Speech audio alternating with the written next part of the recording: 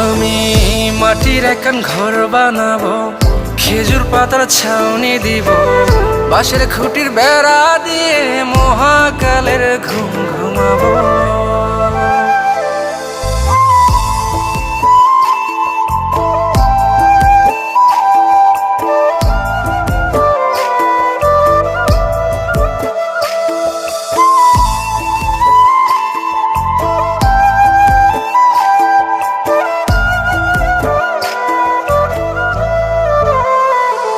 আরে ছাইরা যাইব ইটের শহর, মাটির ঘরে খাটবে রে প্রহর।